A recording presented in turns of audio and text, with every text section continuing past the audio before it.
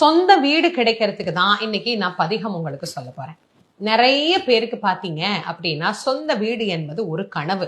முதல்ல எல்லாருக்கும் சொந்த வீடு வாங்கணும் அப்படிங்கிற எண்ணமே வர்றதில்லை. இருக்கிற வரைக்கும் இருக்கிறது போதுங்க, வாழ்ந்துட்டு போயிடலாம் அப்படின்னு நினைக்கிறோம். ஆனா சில பேருக்கு சொந்த வீடு என்பது ஒரு மிகப்பெரிய கனவு.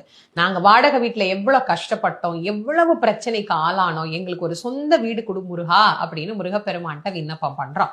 அதனால முருகப்பெருமானிடத்துல இந்த சஷ்டி காலத்துல இந்த அழகான ஒரு திருப்புகழ், அண்டர்பதி குடியேற மண்டசுரர் உருமாற அண்டர் மன மகிழ்வீர அருளாலே அப்படிங்கிற சிறுவாபுரி திருப்புகழை நீங்க பாராயணம் பண்ணுங்க.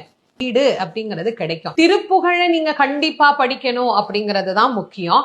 எப்பயாவது ஒரு முறை வாய்ப்பு என்னைக்கு கிடைக்குதோ, அதுவும் செவ்வாய்க்கிழமை தான் போகணுங்கிறதெல்லாம் இல்லை. எந்த கிழமை உங்களுக்கு முடியுதோ அந்த கிழமையில ஒரு நாள் போய் நீங்க அந்த முருகப்பெருமான வழிபாடு பண்ணிட்டு வாங்க. சொந்த வீடு கிடைக்கிறதுக்கு தான் இன்னைக்கு நான் பதிகம் உங்களுக்கு சொல்ல போறேன். நிறைய பேருக்கு பாத்தீங்க அப்படின்னா சொந்த வீடு என்பது ஒரு கனவு. முதல்ல எல்லாருக்கும் சொந்த வீடு வாங்கணும் அப்படிங்கிற எண்ணமே வர்றதில்லை. இருக்கிற வரைக்கும் இருக்கிறது போதுங்க, வாழ்ந்துட்டு போயிடலாம் அப்படி